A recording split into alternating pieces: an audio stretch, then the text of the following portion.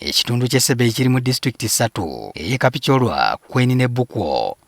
Disitulikiti y'e Bukwo ne Kweni zombi zasola ku disitulikiti y'e Kapicholwa nga Bukwo yatondebwawo mu 2005 ate Kweni mu 2010. Bwozza akatambi n'olaba gye nvudde wa disitulikiti zino mu by'entambula otuuka n'okunyeenya omutwe ng'embuzi etenda enkuba. Kaali nga katuubagiro kennyini okuva e Kapicholwa okutuuka mu disitulikiti y'e Bukwo olw'embeera y'oluguudo.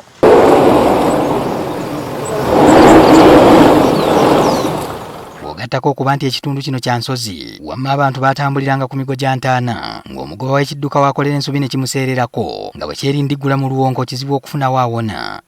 Mu mwaka gwa 2016, NTV yakwata ezimu ku mmotoka zaayo ze yeekakasa amaanyi okutuukako mu disitulikiti y'e Bukwo esangibwa mu kitundu ky'Essebe. Eno kaabula katono tugyesonyiwe tugirekeyo.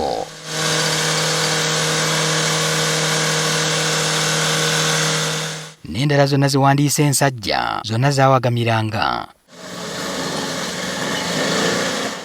Ebiseera ebimu abatuuze mu disitulikiti y'e Bukwo abaayagalanga okugenda e Mbale beekooloobyanga ne bayingira e Kenya ne bafulumirayo ekitale n'e Malaba.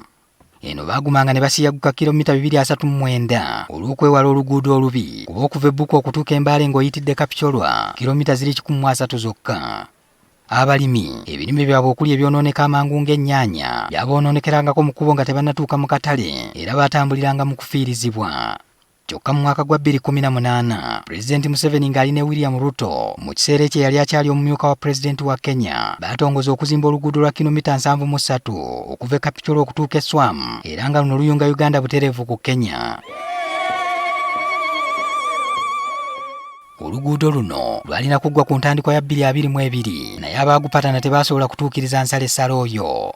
Wetwogerera ebitundu 99 ku buli 100 eby'oluguudo luno biwedde nga lulinze Pulezidenti Museveni okulutongoza w'anaayagalira. Luno lumazeewo obuwumbi bw'ensimbi za Uganda 383 nga zaava mu African Development Bank, African Development Fund ne mu gavumenti ya Uganda. Kaakano entambula okuva e Kapicholwa okutuuka e Bukwo yafuuka ya kuseeyeeya. Ne bwe kuba kutambula kiro obudde buba buwungeera ng'amataala g'oku kkubo bakoleeza ng'oyinza n'okukemebwa okulowooza nti toli Uganda. Oluguudo luzuukusizza enkulaakulana ez'enjawulo mu disitulikiti y'e Bukwo ne Kweni nga bangi baatandikawo bizinesi ezitaaliyo n'ebizimbe ebyakalina ebitandise okumeruka.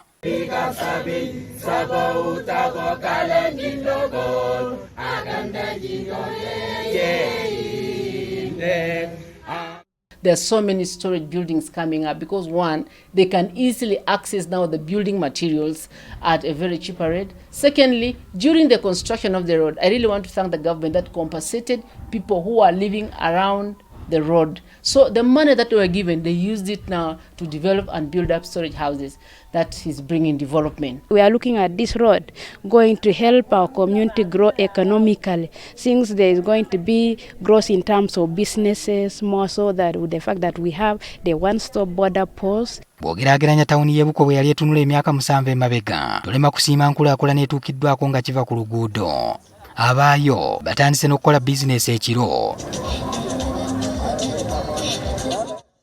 This road now is assisting us. Even we are doing business, we are doing all things.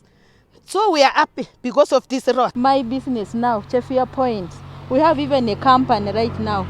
And we are very happy. And for us single ladies now, we are doing a lot of money because of this road. We can get the market from Kampala and other towns in Uganda. We can still prosper. If you want it to cross in Kenya, the road is okay. Kampala is road okay. Kyokka omulungi nga bw'atabulako kamogo, obubenje bw'emmotoka ne bodaboda butandise okweyongera. Wabula obubenje buno buteeberezebwa okuba nga buva ku bantu ate abatandise okwonoona obupande bw'oku nguudo. Bodaboda bakyamufu bavugira makkati g'ekkubo, bavuga sipiidi, ate oluguudo teruliko nnyo traffic kiri awo kubanga tebannaba kulugulawo mu butongole. Abana alugula mu butongole traffic ejja kweyongera kubanga emmotoka ze Kenya zijja kuba tezikyayita Malaba, zijja kuba ziyita wano kubanga no shortcut. Let them not touch the road signs, because if you find a road sign showing that children are crossing, whose children? It's our children. And the moment you remove the road sign, How will the driver know that this is a crossing place for children? Waliwo n'obumenyi bw'amateeka obutandise okweyoleka nga babukola olw'entambula okubanguyira. Ennaku ezo mwezi nga gumu emabega twafuna ababbi wano abaatulumba n'emmundu era nga ababbi abo twabakwata nga twakizuula nti baali bavudde wala, baali bavudde Soroti. Abalala bava Soroti, abalala bava Magamaga. Abamu bava Magamaga, abalala Mbale, ne begatta n'ab'e Soroti ne basobola otutuukako wano mu bwangu. Era ekikolwa ekyo baakikola kiro nga bamanyi nti basobola okudduka. Patrick Ssenyondo, NTV ku ssaawa emu.